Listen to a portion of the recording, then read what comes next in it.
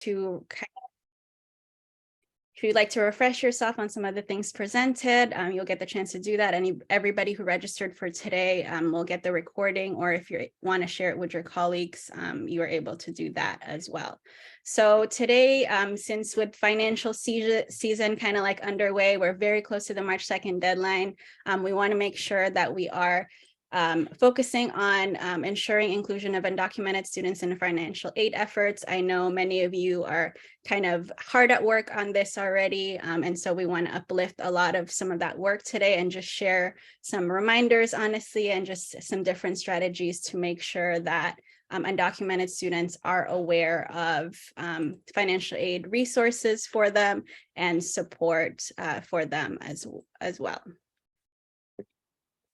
Okay, and so I think a lot of folks know that there was a sharp drop of all financial aid applications, honestly, across California during the pandemic. You'll see here in this chart, like, we know that all students really were affected by the pandemic, but you'll see in this chart that DREAM Act applicants were especially affected because there was a 16% drop in applications from 2020 to 2021. And undocumented folks, right, were most affected during the pandemic. A lot of folks were shut out of the different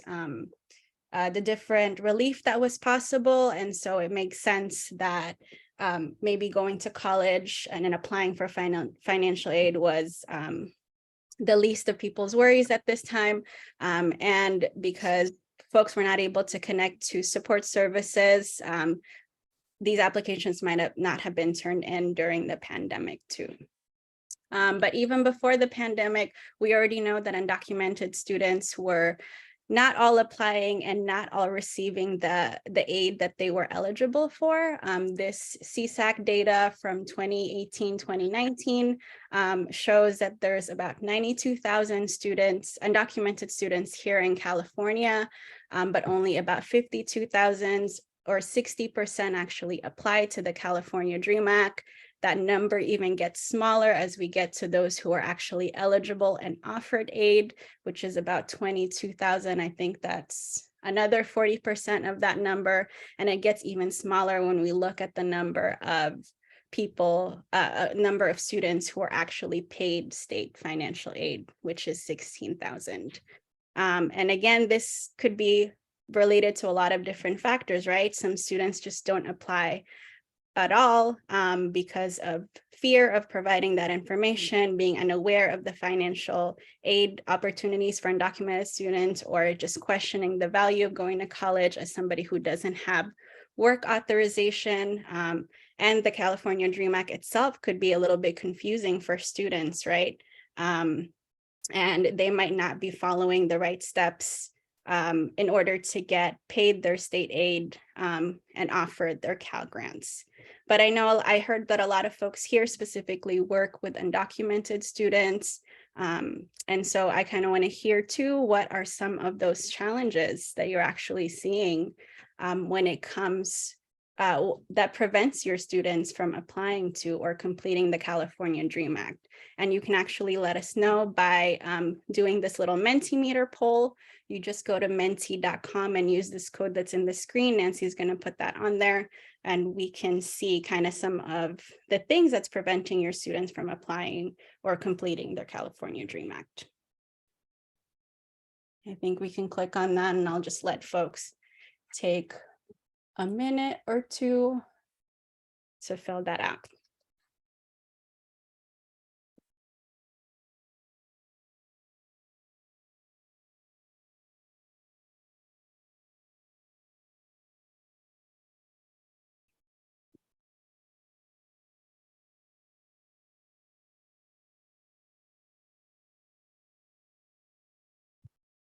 Right, okay, so we're seeing on the screen things around lack of information or misinformation, fear, difficulties like technical difficulties, AB 540 requirements, SAP, satisfactory academic progress, trust, more training needed for financial aid, parental support, Wait for a couple more. Confusion, unaware. Right, so it looks like lack of information is still very big. I see fear is still very big. Fear of political changes is on there. Logging in and navigating. More guidance, parents don't file taxes. Lack of information is still very big. Okay, as folks are putting that on, would anybody kind of like to share or expand a little bit more on what they either put on the Mentimeter or what they're seeing right now? I think the bigger words are the one that more people are kind of putting. You can go ahead and unmute yourself or put it in the chat. Lack of staff knowledge, inaccurate information, training for entire college. Would anybody like to share?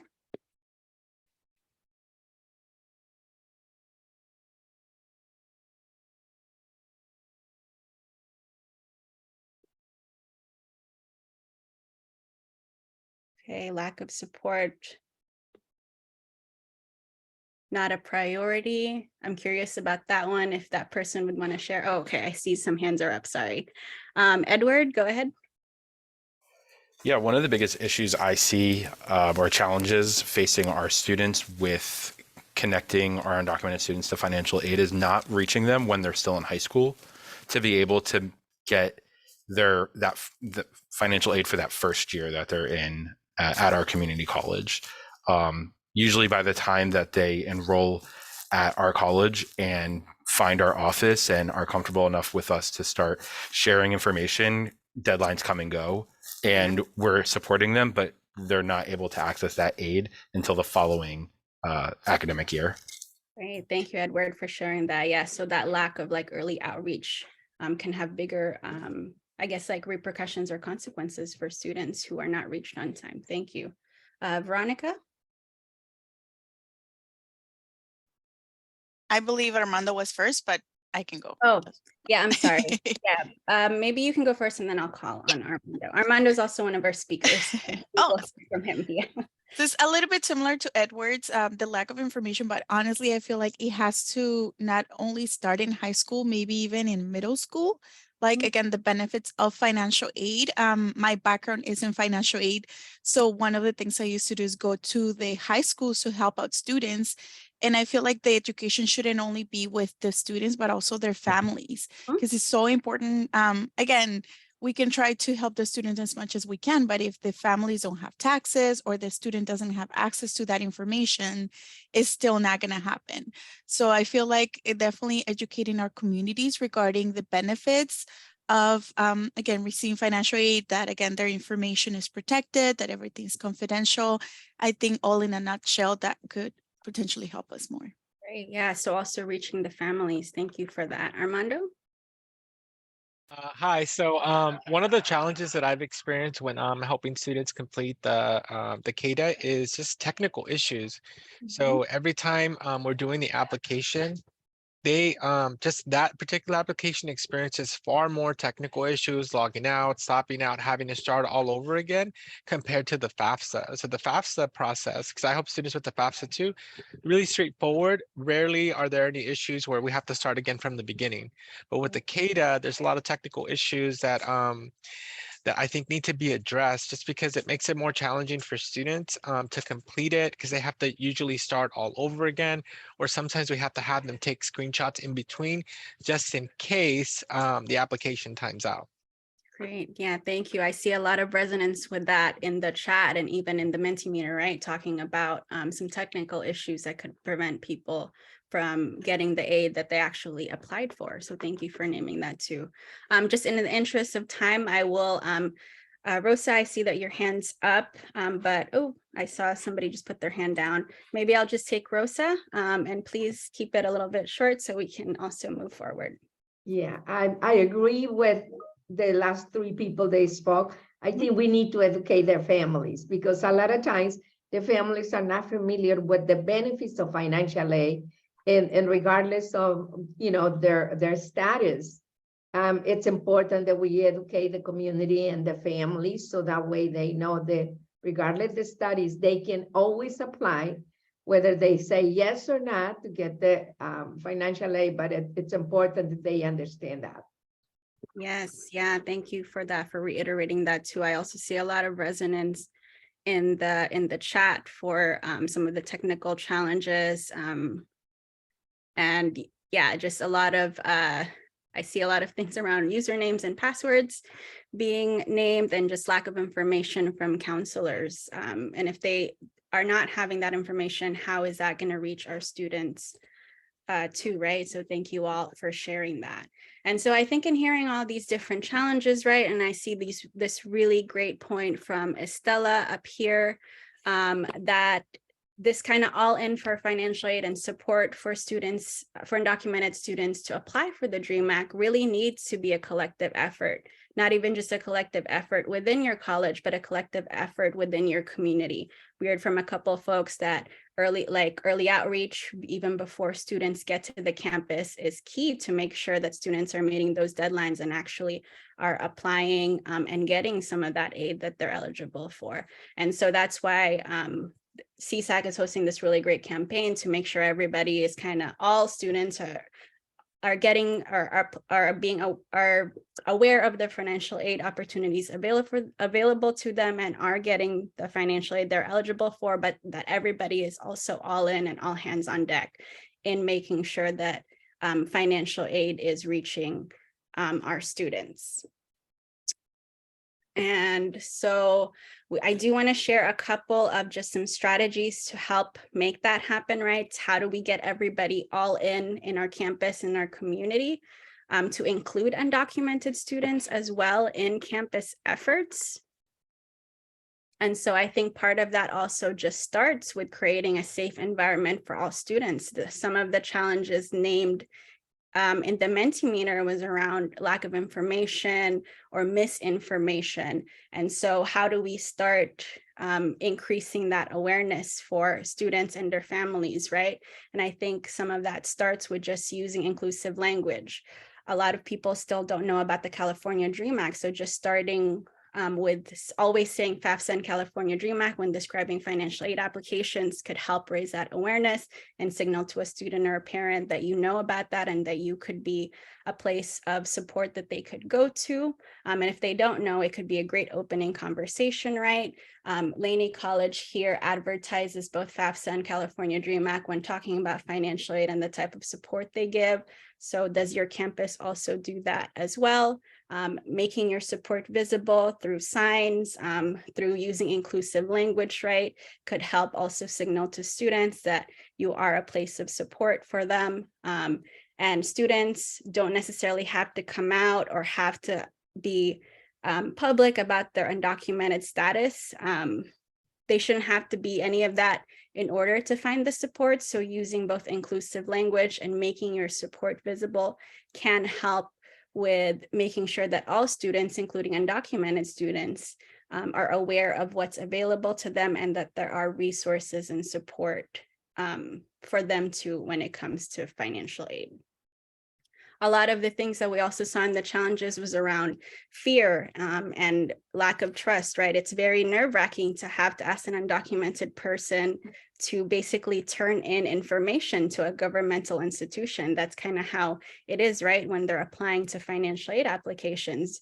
But there are state and federal and even institutional policies that protect undocumented student and parent data. So how do we kind of uplift some of that and make sure that our students, parents, and colleagues are aware of that? We have this really great resource on Immigrants Rising called Protecting Student Data that Nancy can throw in the chat that highlights some of these federal, state, and institutional policies and actually gives 5 different ways that you and your campus can protect student data. So make sure that you yourself are aware of this, are able to comfortably talk about it with parents, with students, and that your colleagues are also aware of some of these protections too, in case students are the ones who are getting some of those students and some of those questions. We do also encourage folks to think about how to publicize some of these protections in their resource materials, in their events, in their communications. Nancy worked on this letter with both CSAC and the California Department of Education that talks about CSAC's commitment to protecting undocumented students. The letter itself is linked on this, and we can share this with you all too. So how can you kind of uplift some of this protections and publicize these letters so that parents and students at least are a little bit more comfortable or informed that they're not putting themselves in danger by applying for financial aid. And then a lot of folks here, I think, also already do a lot of these all-in strategies. And so it's not about having to come up with something new. So how can we think about uplifting and replicating and adapting promising practices that already exist? I know a lot of folks already host FAFSA or Dream Nights or Financial Aid Fridays. So even using that inclusive language, right, to provide that support for all students.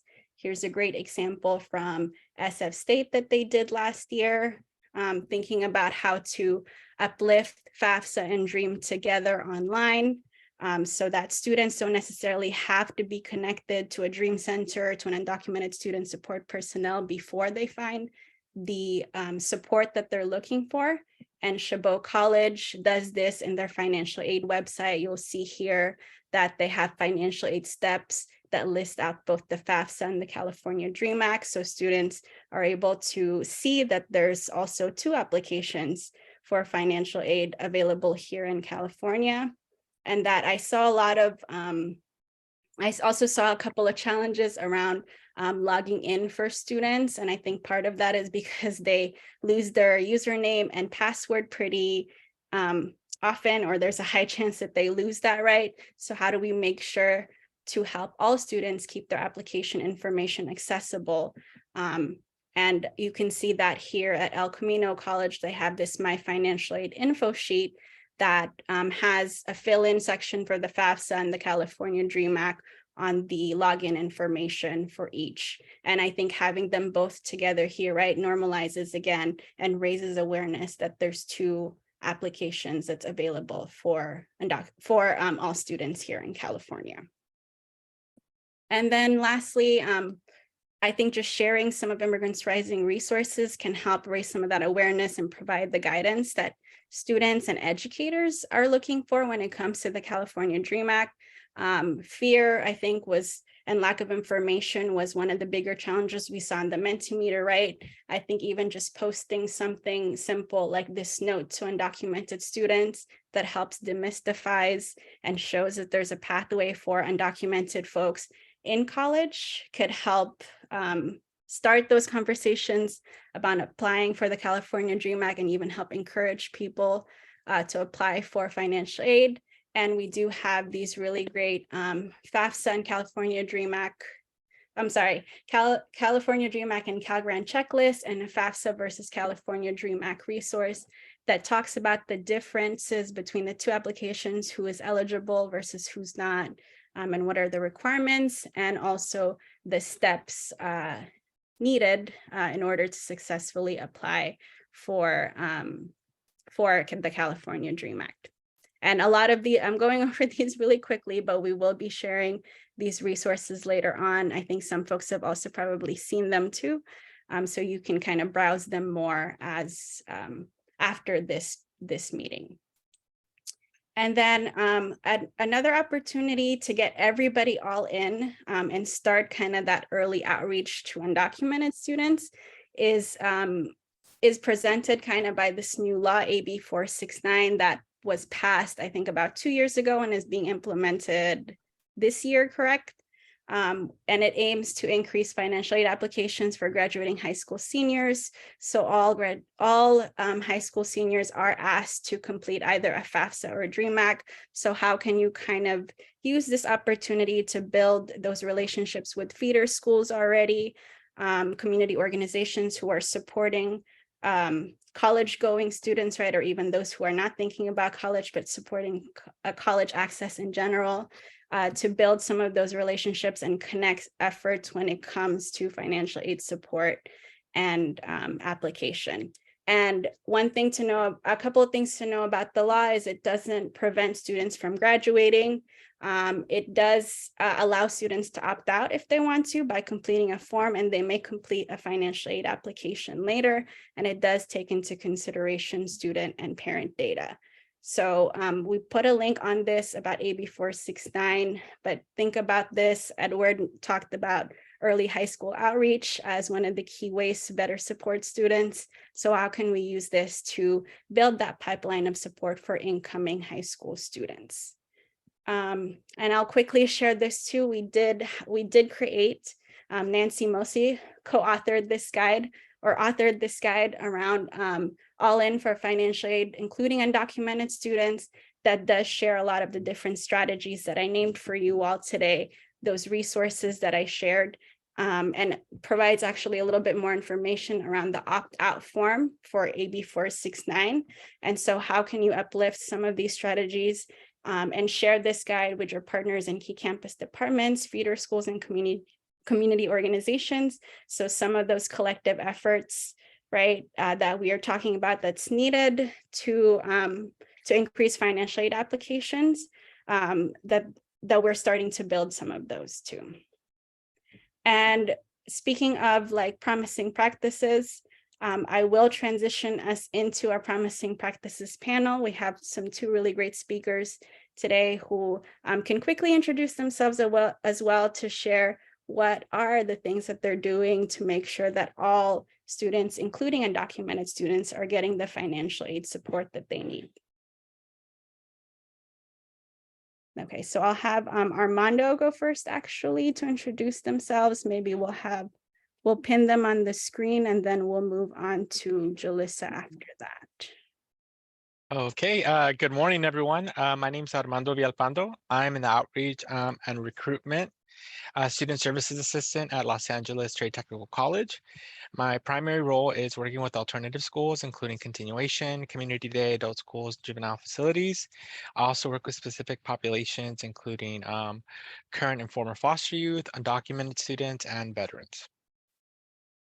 Thank you, Armando. And then maybe Julissa can talk a little bit more about her work too.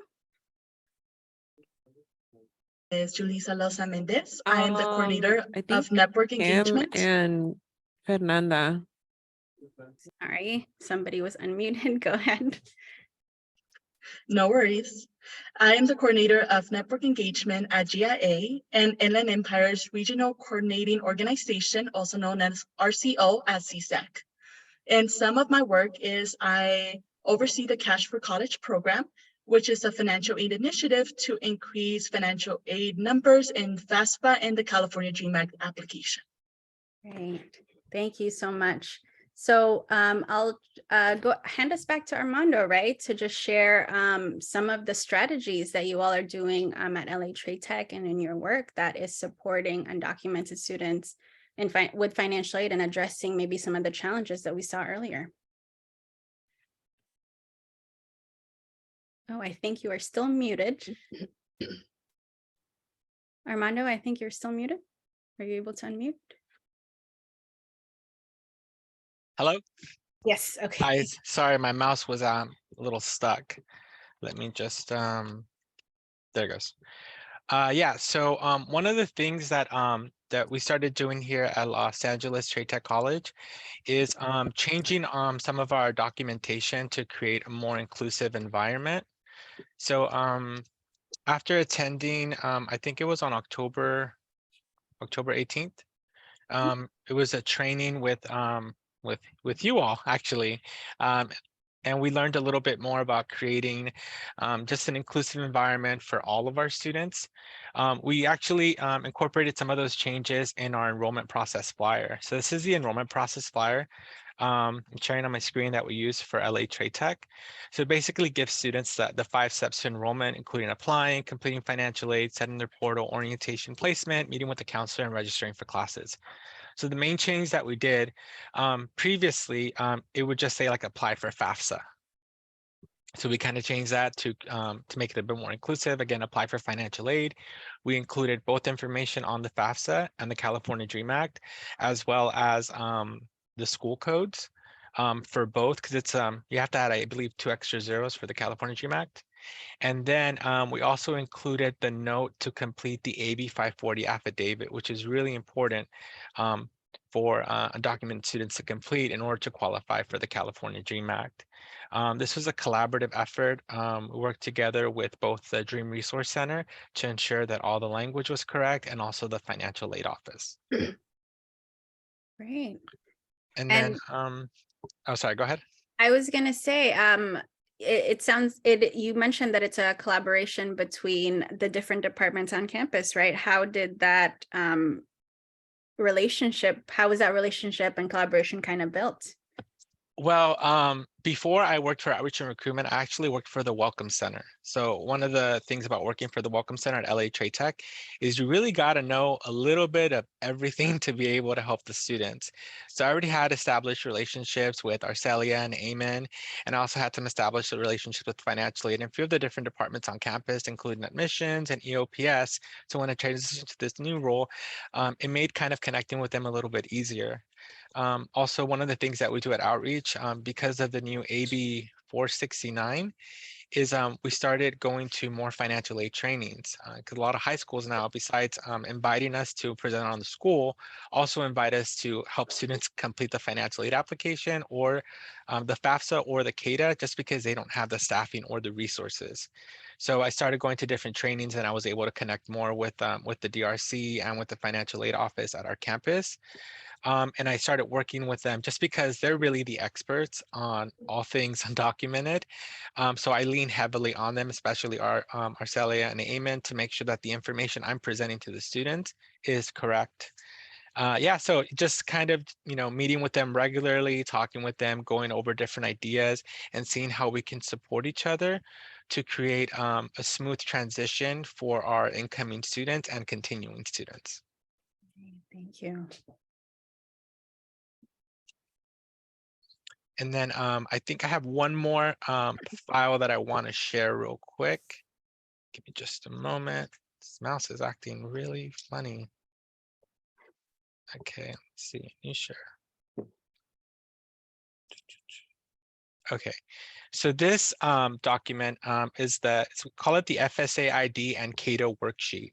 So like some of our colleagues mentioned, it's really difficult to reset their password and just applying, and there's a lot of information that you have to remember, and it's kind of tricky to remember all that in your head. So I adapted this from a file that was shared to me at a high school. When I saw it, I was like, oh my God, I thought it was the holy grail. I loved it. It was beautiful. It was perfect. It had everything that a student needed to remember.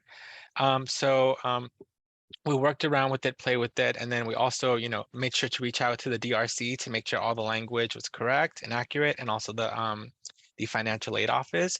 So we made some changes just to, one of the main changes that I really liked was specifically from the DRC, where they mentioned to include the optional part, just so that it doesn't scare any students away or dissuade them from completing the CADA.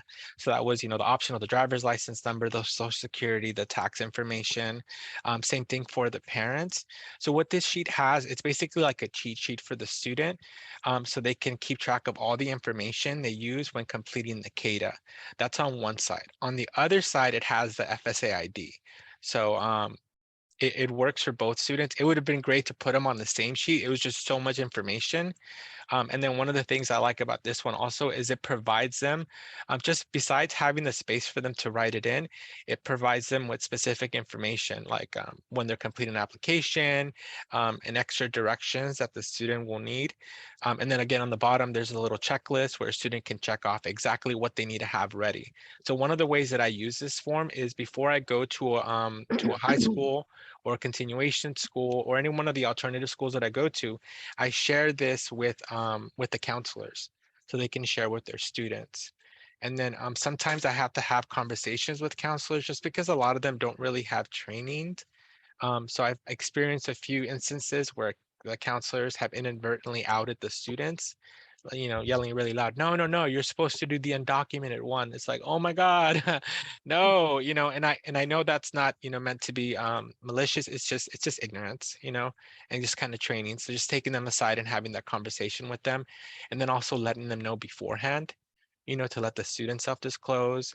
Usually what I do is I'll talk about financial aid, both FAFSA and the CADA in an info session, and then we'll get into doing both applications. Great, thank you. Yeah, so I think these and these resources we will be sharing with folks too after this meeting, so you can take and adapt to your own campus. This is pretty comprehensive, as Armando mentioned, and is really informed too, right, by the financial aid and Dream Resource Center processes and collaborations that you've all been able to build in LA Trade Tech. So thank you so much for sharing. And I think your work too really shows again, emphasizes that collective effort that's really needed, not just within your college, but in those feeder schools to make sure that counselors are like properly informing their students and guiding them through the different processes. And that some of the strategies about like not inadvertently outing students, for example, are also uplifted in those spaces because students may not want to apply after being outed, right? So how can we minimize some of those instances in some of the feeder school work that's happening in our campus? And I also really like that Armando is not necessarily a part of the Dream Center, like officially, right? I know you work with your Dream Center, but you're with outreach and recruitment. And so showing that it's not just the responsibility of one department to connect folks to this, so to connect students to this support. So thank you for that. So I'll transition us, and there's a lot of shout outs for you in the chat too, so please take a look at that, but I'll transition us to Julissa to talk about her portion, and let me know when you want me to start sharing the screen, Julissa. If you can share the screen right now, that would be perfect. And then, hi everyone. So as I mentioned before, I am the Cash for College coordinator. Well, Cash for College, it is a financial aid workshop to increase the financial aid numbers of both the FAFSA and the California Dream Act application. At the moment, once FAFSA and California Dream Act opened on October 1st, right now we have around 100 workshops, and we are still getting requests. We have around 50 upcoming workshops, so it is very exciting. And some of the best practices we learned on these workshops is, number one, inclusive language. So always use FAFSA and California Dream Act application. And the reason why we do this is we want to normalize these languages. We want to make sure that every student is seen and representative. And one of my personal best practice is assume that at least someone in the room is undocumented. So when I give financial aid workshops, I just assume and I give all these resources for undocumented students. I speak and make sure that the California Dream Act application is equally as represented as the FAFSA. The second one is share and provide resources in different languages. And this is a big one. One of the things we recommend is hosting multi-language workshops, but also have flyers that have different languages. The big languages here in the IE, for example, is both English and Spanish. So we try our best to have some Spanish representation, and it also helps with the parents who may only know one language. The third one is very important. It's storytelling. Give scenarios and examples, and include the student's voice whenever possible. When we are speaking to high school students, college students, or returning adults, we want to make sure that their experience are heard, and we want to be able to give their stories, their examples. In this way, instead of just having jargon language or many facts, by having a story that they can connect with, it makes them feel heard, and it also increases their financial aid numbers. Number 4 is be discreet. So practice empathy. Not everyone is comfortable about their documentation status. And if possible, have a separate section for both the California Dream Act application and FAFSA. One of the things that we notice is when a student has a question about the California Dream Act application, they may not raise their hand because they don't feel comfortable with their documentation status. So by having a separate workshop where it's just California Dream Act application, they feel more comfortable to ask those engaging questions. And sometimes that one question could be the difference between a student submitting their California Dream Act application or not submitting it. And the last one, very important, is share resources. Some of our favorite resources, for example, are local nonprofits and community partners, such as Immigrants Rising, CSAC and Cash for College websites, and lastly, the Mexican Consulate resources. And it's just very important to have these conversations, have the resources, and being able to help at the best of our ability. Great. Thank you so much, Julissa, for sharing that too, right? And for putting together this really handy sheet on some of those 5 strategies. A lot of it mirroring what we've shared before, right? But I think really shows the importance of putting as much effort into the California, like in presenting and providing that support for California Dream Act as the same way we do for FAFSA. I've attended a couple of workshops where the California Dream Act is kind of like an afterthought. There's like one slide on it after like a ton of slides on FAFSA. So how can we also balance out some of that information to make sure that it's not just like a throwaway thing that's being put when we talk about financial aid applications. And I really like the suggestion too as well about always assuming that somebody in the room is undocumented. Undocumented people all look very differently, right? Not coming from the same countries. And so how do you reach that person too in the room, even if they're not coming out to you about their status.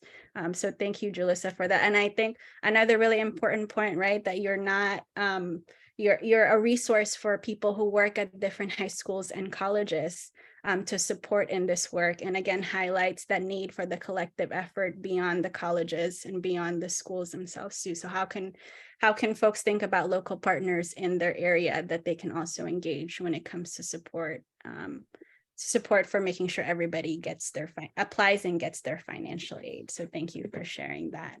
Thank you, Madeline, for the comment. One of the things that I'm very proud is that in our team, our Cash for College team, we have some volunteers who are California Dream Act recipients. So they're able to connect with these students in a personal level. And to me, that is very beautiful and very helpful.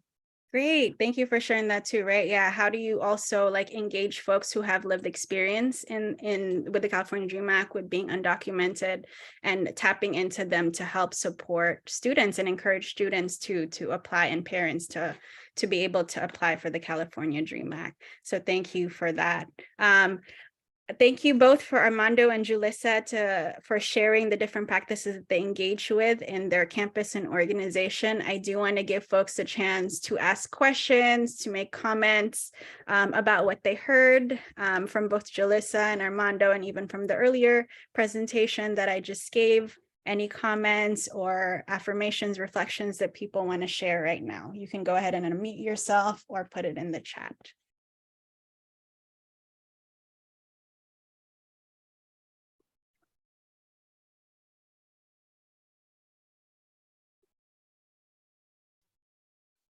If it's okay, I can share something. Thank you, Julissa, so much for sharing that. I think the whole fact, like the language is super important, including, again, the families, because I remember I was a first generation college student, and even though I understood a little bit more, I would have loved, my level of comfortability understanding like certain processes. I'd rather do it in my native language. So it's not only for the families, but also for the students. And especially the first time, knowing and understanding the process, and the second time it becomes easier and easier. But it's just that introductory time. And I agree with you 100% for our undocumented students. I always tell people please mention it, because even if, again, we don't go in too deep into it, once you mention it, then people feel comfortable they do know a little bit of information of this. So I do notice that creates that little bridge for people to feel comfortable asking questions, maybe on the side, maybe not in front of everyone, but it also educates others there that, oh, you know what? And I often tell my students all the time, look, financial aid is available out there. If it doesn't apply to you, then great. But if you know someone that can potentially benefit from this, please let them know, because that's a big deal. And honestly, even for our students that have to do FAFSAs, it is a new process that they're not familiar with. And again, educating the community is so very important with this. So again, thank you both, Armando and Julissa, for sharing those resources. Yeah, thank you. I love that you brought that comment, Veronica, because I'm a first generation college student too. And I do remember that when I asked my parents about their social security number or their tax information, they were scared. They said, "Why do you need this, mija? I don't feel comfortable giving this to you." Luckily in my school, there was plenty of Spanish speakers who were able to calm my mom and explain to her in quite details why it was so important. So also following that best practice, now that we're older, to be able to engage the parents and explain to them and give them the knowledge that it is okay and this is what we need for your child to be able to get an education. Great, thank you, Julissa. Yeah, I think that I think I saw trust as one of the challenges, right? That was named earlier, and I think that could also apply to building trust with parents and informing them and making sure that they're also involved in this process of applying for financial aid too. And I see that there is a comment from Michelle Bringman from NOCE about I'm an adult non-credit institution. I have an upcoming presentation to local high school students and parents in a separate meeting about continuing high school education, then transition to college. Anyone with experience who's willing to connect with me about ideas.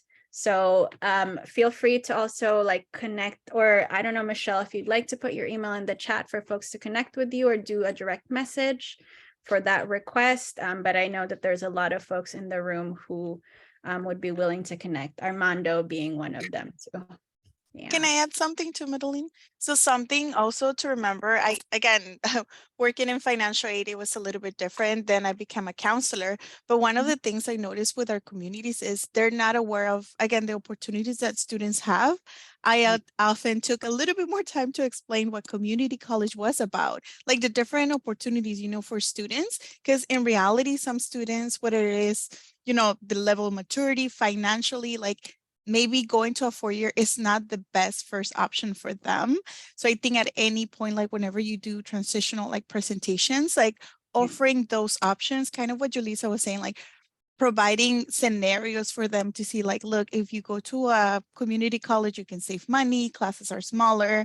I've noticed that makes a great impact on parents because a lot of the countries that we have immigrants from, they don't have what community college is in our country. So they're not even familiar with it. They don't know that, again, oftentimes they think like, oh, if my student goes to community college, they'll get stuck and it's going to take another 4 years for them to get their bachelor's. And I often explain, no, they do the first 2 years, 3 years at the community college, then they transfer and they only do a few more years. So again, taking a little bit extra time, believe it or not, it can really make an impact on the families, the students, and the community.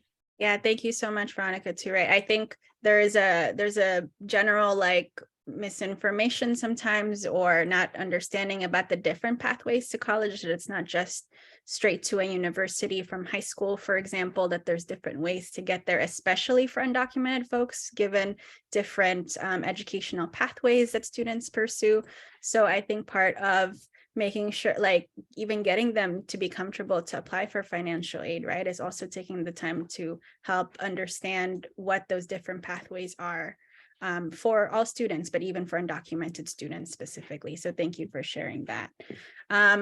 So I hope that folks are kind of having like a lot of different ideas, lots of different things that they're kind of reflecting on after all that information we shared and after the different comments that folks also shared. So I actually do want us to have the time to kind of reflect and work with what we learned today or what we are being refreshed with today. So we're actually going to transition into our breakout rooms, and I'm going to ask folks to start to discuss these questions here on the screen. And that includes, how are you including undocumented students in your campus organizations or campus or organizations financial aid outreach efforts? I know a lot of folks here already have some of these strategies that they're doing or have some similar materials or strategy or ideas that people have already shared. So feel free to share that in your breakout room. What did you hear from today, either from the panel or a presentation that you can take back to your school or organization? And what are other opportunities in your area to increase financial aid awareness and support for undocumented students? So I think Nancy just threw that in the chat. We're going to take, I think, about 10 minutes or so to discuss that to discuss these questions in the group. And thank you, Julissa, for throwing your email in the chat. We'll also share the panelists, our amazing panelists' contact information for folks to reach out afterwards. So thank you all. We'll transition to the breakout room. If you have to step out, thank you for joining and hope to see you next time. So we'll take about 10 minutes for that. Nancy, I think you can go ahead and open the breakout rooms now.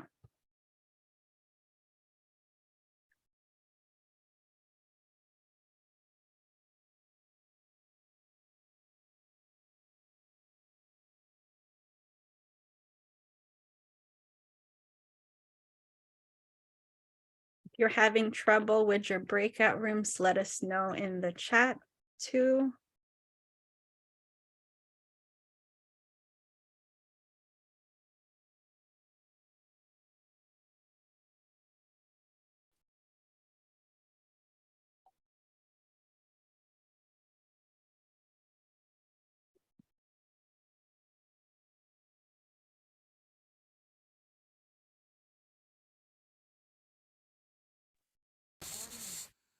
Welcome back, everyone. We missed you.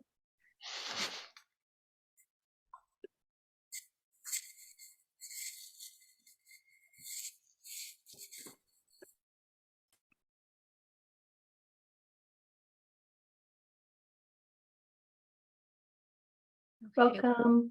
everyone. Hope you all had good conversations. It's about 20 seconds left in the room, so I think folks are just trickling in right now.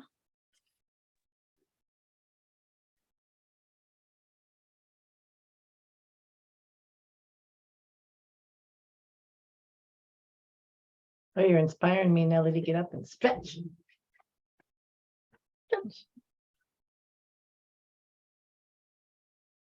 Okay, welcome back, everyone. I think Hi. this is the group we have left. I hope everybody had a chance to connect with someone in their breakout room or had really good conversations in your breakout room. Yeah, I want to hear from anyone who wants to share kind of what came up for you in your room, any resonances, any things in common that you're doing, any other like collaborations maybe that was set up in the breakout room. Does anybody want to share what they talked about? Hey, Madeline, I'm going to jump in really quickly because I need to drop off, but I'm going to just reiterate what I said in our breakout room, and that is that CSAC is available to support your efforts, whether that's in person, whether that's virtually, tabling at your events, whatever it is that we're able to do. So I just want to make sure people know that and they can reach out. You know, Nancy, hopefully you'll share my email with everybody and feel free to reach out. And I told Nancy, I definitely want to hear about the experiences you're having with the issues and challenges. We know they exist with the application because we're working diligently to fix those. So we're going to try to get your feedback and add that to our workshop group. So thank you guys for allowing me to jump on today. I just wanted to say that before we moved on. Thank you. Great, thank you, John. Nancy will put your email on the chat. And yeah, in addition to Immigrants Rising Resource, right, I hope folks are also sharing different CSAC resources to support their students. Yeah, anybody else, anybody want to share? I can also call on folks. Can I share something? Sorry, no, I've been taking a lot. So for number one, I was sharing with my group that my way of including undocumented students in the campus, you know, for them to have a voice, be visible, is a little bit, again, this was a great discussion with the group because this doesn't necessarily apply to every single student, but something new that the CADA offers to students is not similar to work study because they don't get paid every month, but students can do, and I know we talked about it, is a very long name, California Dream Act Service Incentive Grant. So I often try to include, if again, this is for students that already have the Cal grant, they can do 150 hours and they get compensated, but after the California Aid Commission receives verification that they completed the hours. So that's the only bad thing about it, but it does provide an access for students to get professional experience without having DACA and without feeling that fear of DACA. It's not only for community colleges, like they can do it in multiple places. And if you go to the page, it gives you options. But my way of doing it though is it does provide the students, if again, especially if they have transportation issues, things like that, they can work on campus too. I was sharing with the group that I had a student that did some work with the admissions office, and it does provide, in a way, education to the whole community, campus community, because they actually wanted to hire her. They were dying. They contacted me like 15 times. And I was like, she doesn't have a DACA. It's not on me. It's not, I know you have the money, but this is the reason. And they're like, it doesn't make any sense to me that we have such a great group of students and they're not able to take advantage of getting, jobs on campus. So again, it really, really helps the student, obviously, but it also helps educating the community. We're trying to do more things to help out students. And in one way or another, it doesn't cost the campus because California Dream Act, the California Commission is the one that pays. But I was sharing with the group that even if the students, because sorry, Nancy, I get some students that they didn't do things on time. I still get them to be volunteers with us. So they still get a little bit of that while making sure that they do complete the proper steps to get it again. Sorry, Nancy. No, not sorry. This great information, great program. I'm always worried because unless we get students to actually be able to apply for and receive the Cal Grant, we still have a very small number that are able to take advantage of that really important program. So I'd love to hear the work that you guys are doing there. Yeah. Thank you for sharing that, Veronica, too, because Aware of that.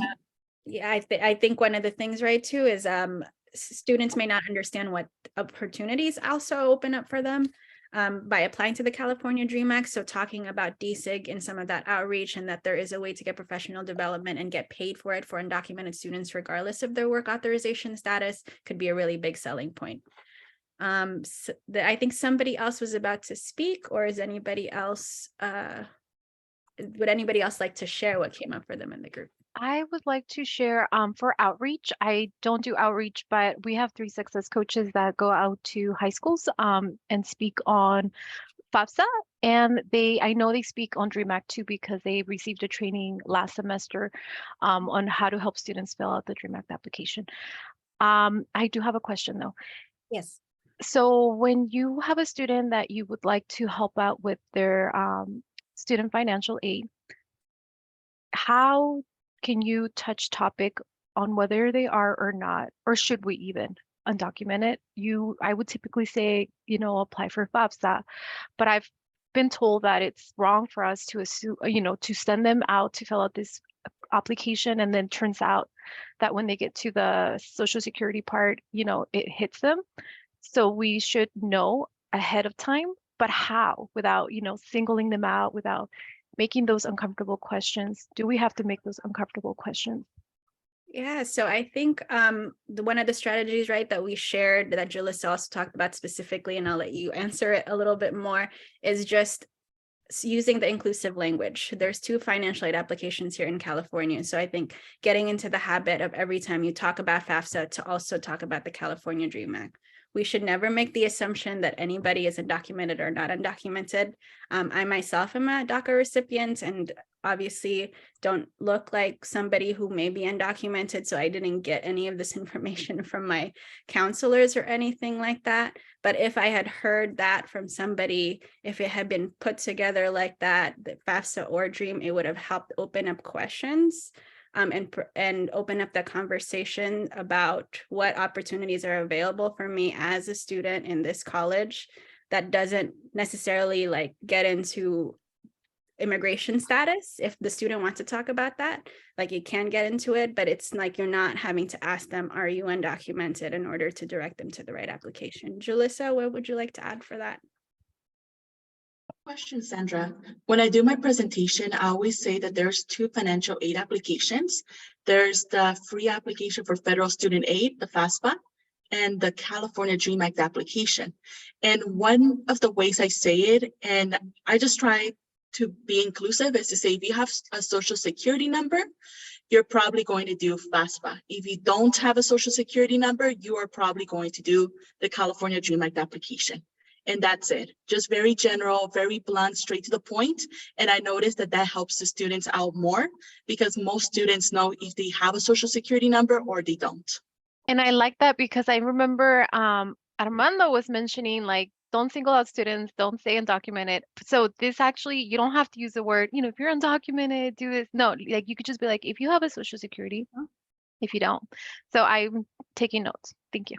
And then Nancy also put this great resource in the chat that we have that's compares the FAFSA versus the California DREAM Act. So even if students never get to the point of talking to you, but if you have physical spaces when on your website or something like that, having a link to this or having it visibly displayed in your website, or I'm sorry, in your offices could help answer some of those questions and encourage students or parents, right, to come talk to you because they see that this is something that's posted in your office or on your website. So yeah, thank you for opening up that conversation too, or that question too. And I think that's something that hopefully all of our like colleagues, especially those in outreach, financial aid, or even admission are also aware of too. Okay, so I do hope there's a lot of good discussion that happened in your breakout groups, even if we didn't all get to hear it and some connections did happen. But I'm going to start transitioning us to the end of our meeting since we're closer to the 11 o'clock hour. So before we wrap up, we do want to hear from folks. What did you gain from today? And we're going to do this quick, another Mentimeter poll that Nancy is going to put in the chat. This one should be like you just have to basically rate whether you agree or disagree with these statements here. And again, you could do it from your phone or your browser with the code that Nancy put on the screen, on the chat, I mean. And if you're having trouble doing it, let me know. Let me actually stop sharing my screen really quickly to check on that. This is super helpful for us too, for you guys to fill this out so that we can let our bosses know in terms of whether these spaces are helpful, whether you think, you know, so that we can just make sure that we continue offering them.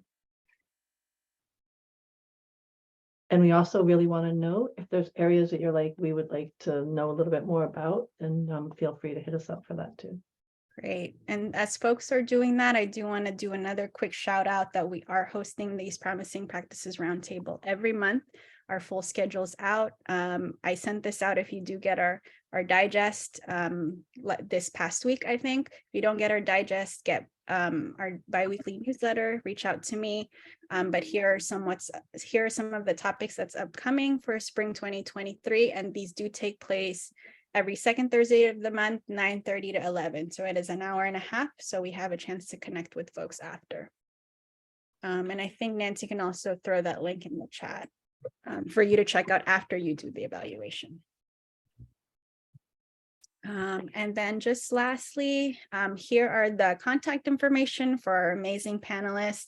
Shout out to both Armando and Julissa for sharing their great resources, great practices, answering some of the questions and providing some of those strategies that really help undocumented students get the financial aid that they're eligible for. And then I also included mine and Nancy's email if you have further questions about some of our resources or the support that we give. And the guide that we did share around All In for Financial Aid, we will be posting that publicly on our website later this week. And I'll also make sure to share it with folks who have registered for today. But thank you all for joining us today. I really appreciate getting to hear about all the great work that you all are doing on your campus and all these efforts to make sure that more undocumented students apply by March 2nd. We still have a lot of time left. Thank you for sharing space with us today, and really hope to see you all next month. So take care, everyone. Thanks, everyone. Thank you. Great to see everyone again. Thank you. Thank you, Julissa. Thank you, Armando.